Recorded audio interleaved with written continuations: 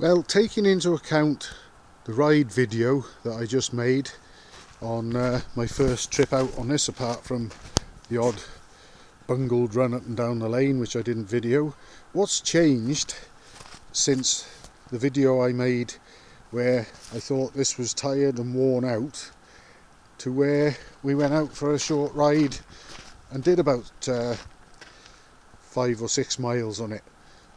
Well, I spoke to the owner and told him that I thought the engine was tired. The kickstart, you couldn't really feel much, if any, compression through the kickstart, and with the oil and smoke and everything blowing around on it and the lack of power, it really could barely keep going in first gear. Second gear it stalled once and it bogged down and struggled when I did manage to keep it going when I went up and down the lane. I spoke to the owner and he sort of said, well, as I remember it, before it was put away it seemed to go alright, and I thought, well, I'm sure it must have gone better than this. There's no way anybody on earth could sort of say to themselves that this was alright. I didn't even contemplate trying to get third gear because it just wouldn't have managed it. It struggled in second. Anyway, after the owner told me what he did, I decided to give it some more thought, and in my own mind I thought, well, it must have been better than this, and all it's done is stand idle, allegedly. Perhaps there's something I can do. And he also mentioned that maybe too much oil got into the crankcase. Well, I drained the crankcase before I even tried to start it and got the old oil out, but then I pumped a fresh lot in and obviously opened the oil tap before trying to start the engine. And I think what's happened is when I've run the engine, this little adjustable knob here for the flow of the oil, or one of them, there's another one down there, was almost wide open. And I think when I've run the engine, I've over-oiled it, filled it up very quickly and snuffed out one of the plugs and almost snuffed out the other one. Anyway, I drained the oil, I took the plugs out, I cleaned them.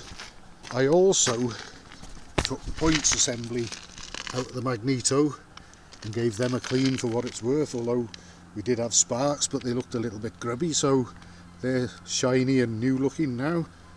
And also, crucially, I unblocked petrol tank vent, and I tried starting it again on the bike lift earlier today, and we had a frost last night, and it wasn't the easiest thing to start, but it was still probably the easiest start I've got out of it to date.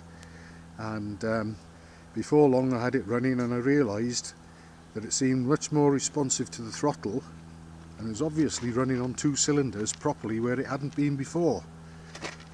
I've had to apply a bit of exhaust bandage there. There's a pinhole in the exhaust pipe that was popping and spitting, so you bobber fans, that's what your exhaust pipe wrap is actually for, and that's what I've used it for, just to cover up a bit of a hole in the pipe, try and cut down on the spitting and popping. So what have we got? We went for that ride, and the engine performed well. It must have had, I don't know, not quite 10 times the power it had the other day, but a hell of a lot more power, and I was very pleased and very impressed, and it gave me the confidence to do that run, and the bike actually rode well. The only issue I had was I personally had a bit of a struggle getting it into second gear. First gear, neutral and top, no problem, but it's a bit of a fiddle, that second there, and I found that a little bit awkward. But other than that, it's going much better than I ever expected. The engine obviously isn't brand new, but hopefully it might have a useful bit of life left in it yet. So subject to how I feel and how the owner feels and what the weather's doing, you never know. I might just point this at the Black Mountain, but it seems like it's reasonably content moving under its own power again for the first time in a very long time probably. So we're going the right way with it.